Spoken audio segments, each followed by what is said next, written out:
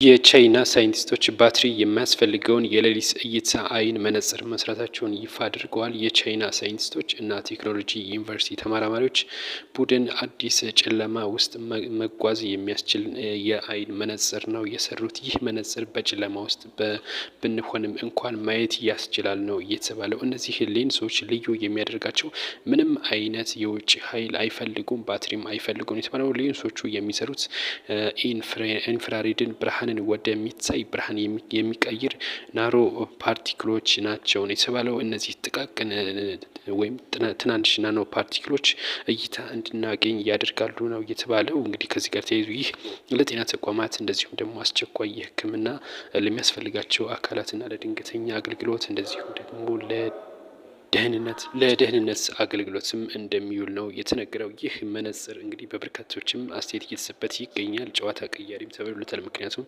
በጨለማ ወቅት ባትሪ ሲበራ የተለያዩ እይታ ውስጥ በመግባት ችግር ሊገጥመን ይችላል የተባለው። ይህ ለወታደራዊ አገልግሎትም እንደሚውልም ነው እንግዲህ መረጃዎቹ እየወጡ የሚገኙት ማለት ነው። እጅግ የሚገርም ቴክኖሎጂ ነው ተብሎ ተደንቆለታል። ቻይና እንግዲህ በርካታ ቴክኖሎጂን ታመርታለች። ባለፈውም እንደሚታወሰው 95 በመቶ የሚሆነው የኢንተርኔት ክብር መቆራረጥ የሚያስችላትን በባህር ውስጥ የሚንቀሳቀስ አደገኛ መሳሪያ ማምረቷም ይታወቃል።